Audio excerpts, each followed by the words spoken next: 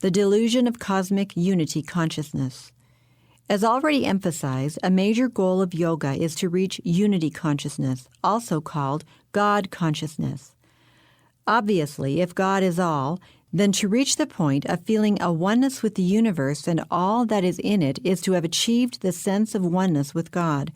This unity, or cosmic consciousness, is common on a drug high and is very appealing to those who have rejected a personal creator. This consciousness is a bit more difficult to reach by yoga. In contrast, however, to the delusion of a mystical union with an impersonal universe, the Bible invites everyone to personally know the God who created the universe and all therein. Christ's death and resurrection for our sins open the door for God's love to be experienced in a personal relationship with Him by all who receive Him into their hearts. Astronaut Edgar Mitchell, commander of Apollo 14, had the mystical experience of cosmic consciousness on his return trip from the moon. So profoundly was he affected that he abandoned the outer space program to explore inner space. He describes that experience and the transformation it made in his life in his book, The Way of the Explorer, an Apollo astronaut's journey through the material and mystical worlds.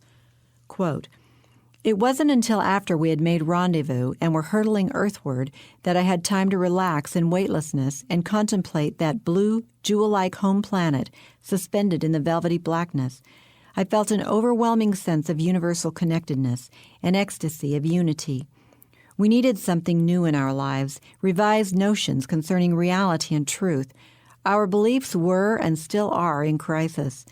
It occurred to me that the molecules of my body and the molecules of the spacecraft itself were manufactured long ago in the furnace of one of the ancient stars." End of quote. What do the material molecules of one's body, a spacecraft, and stars, none of which has or ever will have consciousness, have in common with one's conscious, thinking, intelligent soul and spirit? To fail to distinguish between inanimate matter and consciousness and personality is a delusion of colossal proportions. Mitchell had become a Hindu, though he might not acknowledge that fact. Carl Sagan had the same philosophy.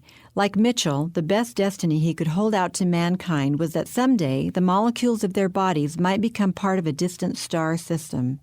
Sagan was a pagan who worshipped the cosmos. He declared, quote, "If we must worship a power greater than ourselves, does it not make sense to revere the sun and stars?" End quote. Of course, it makes no sense at all. Jackson, Mitchell, Sagan, and others like them prove the old saying, "Those who refuse to believe in and worship the true God will believe in anything."